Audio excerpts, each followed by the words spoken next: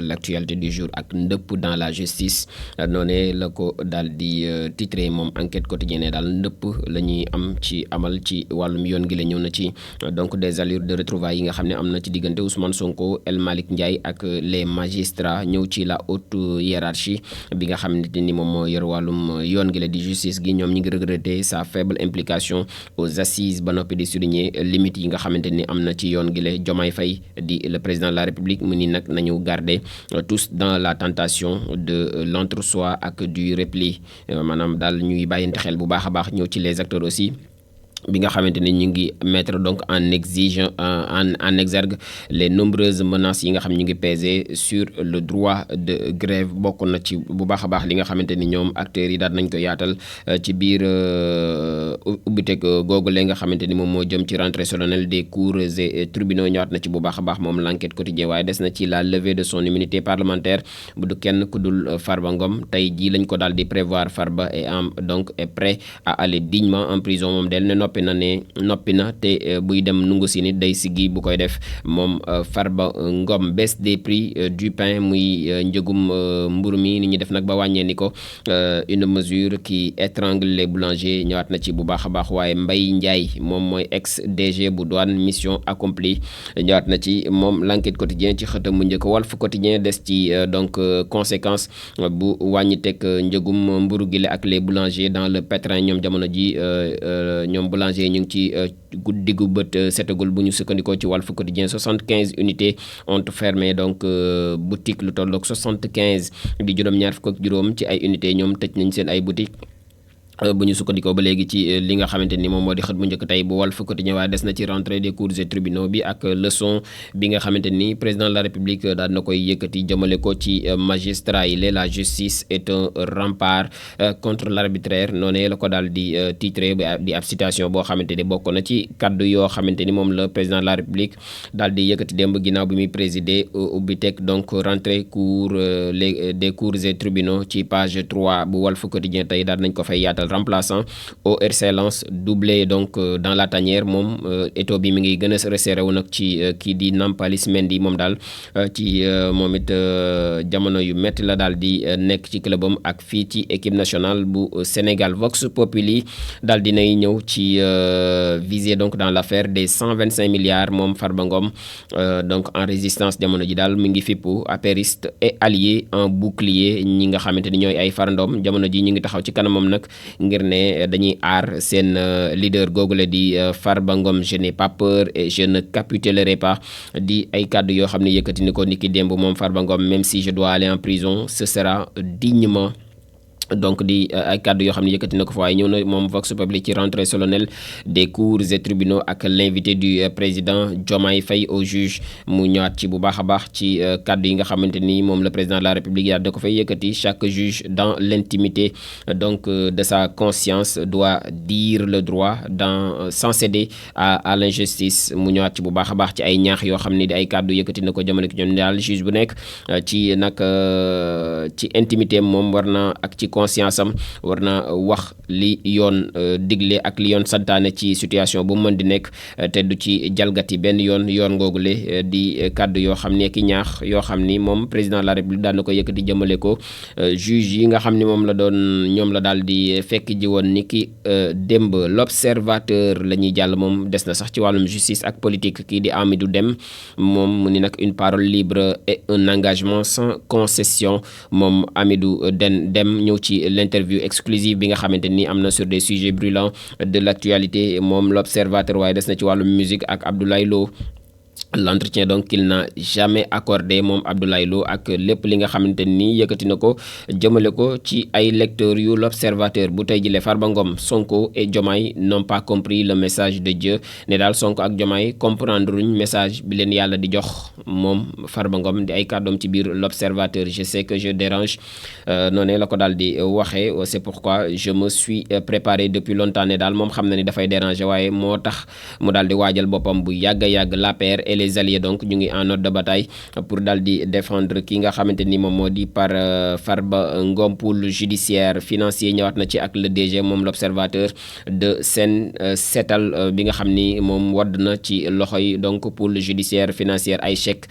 des centaines de millions ak ay nar wax lu dul dëgg daanaka yëkkati na ko bu baax a baax ci xëtam mu njëkk moom mi jëmale ko kii di Tabaski Ngom ak les dessous aussi explosifs bu duel bi Tabaski Ngom Mor Gueye ak la brigade de la recherche ou bien la brigade de recherche bu gendarmerie bu Saly ñëwaat ci page 2 moom l'observateur ak le chef d'entreprise aussi transféré hier à Dakar l'inspectrice aussi bu Trésor en garde à vue à la DIC ñëw ci la vérité aussi sur les 681 millions de francs CFA remis en chèque ak le campagne donc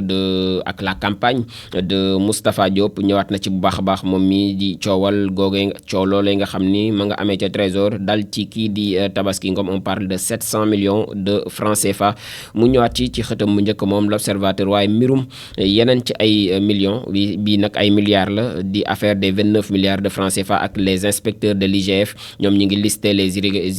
irrégularités j'y arrive enfin dans l'exécution du contrat de Green 2000 moom ñëwaat na ci bu baax a baax moom mi di l'observateur waaye rentrée des cours et tribunaux lajj ko benn yoon ak le discours magistral du président de la République Bassirou Diomaye Diakhar Faye à lire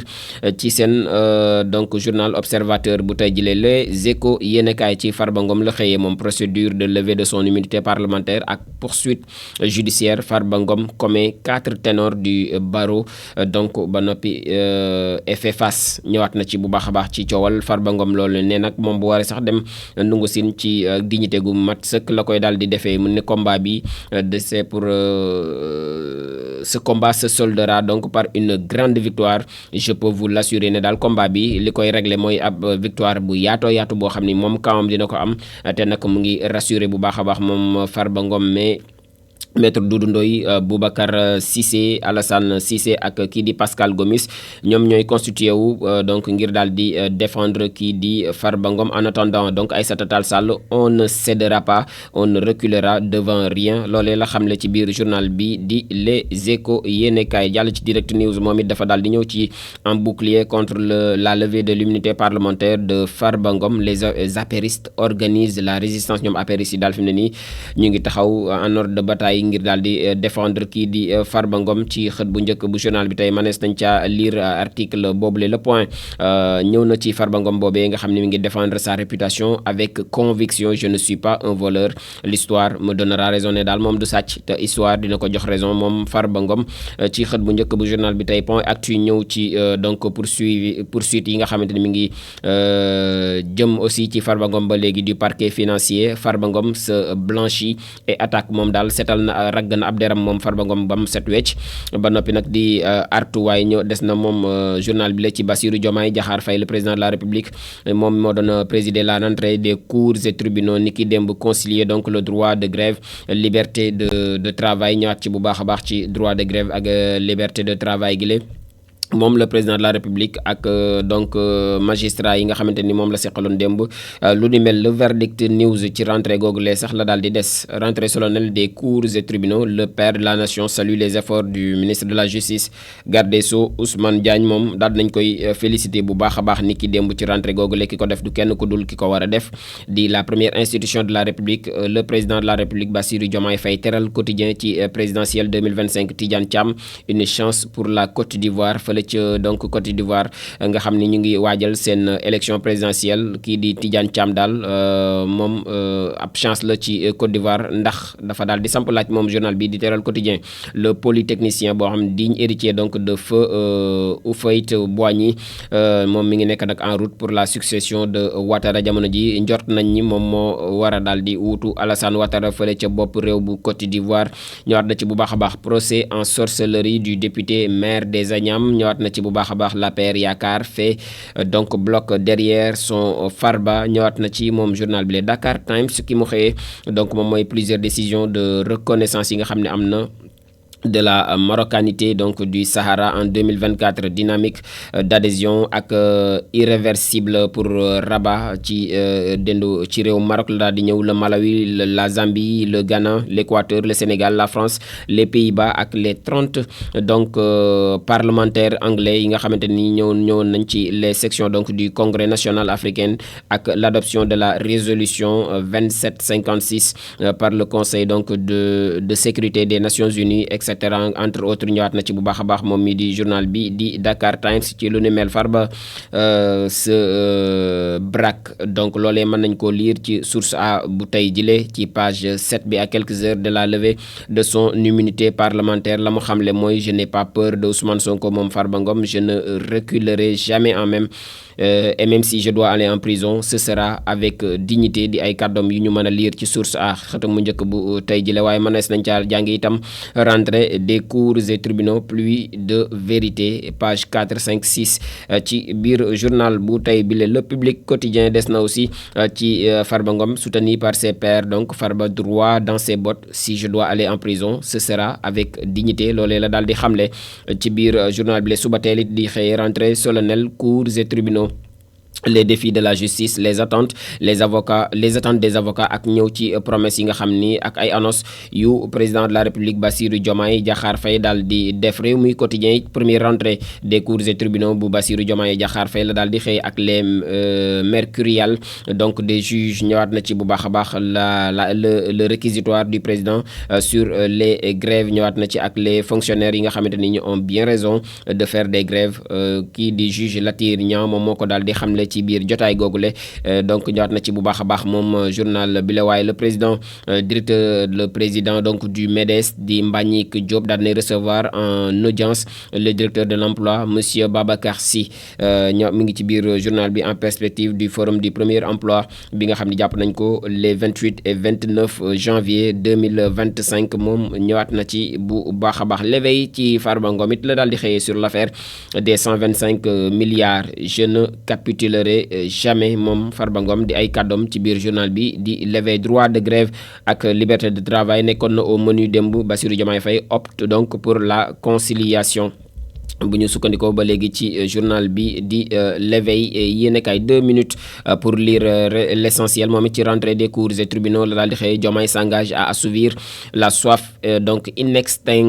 inextinguible de justice des Sénégalais donc ci la daal di des muy nag delloo yoon fa mu nekkoon te Sénégalais yépp nag yam ci kanamu justice loolee la Bassirou Diomaye Diakhar Faye engagé wu ci kanamu magistrat yooyu la affaire Farba Ngom desaat na ci moom journal bi ak Matam mi nga xamante ni mi ngi donc sous haute surveillance policière le scénario de Ziguinchor dupliqué à Agnam bouclier de son maire dafa daal di samp laaj moom journal bile donc desandi na ci bu baax a baax dañuy donc jeexal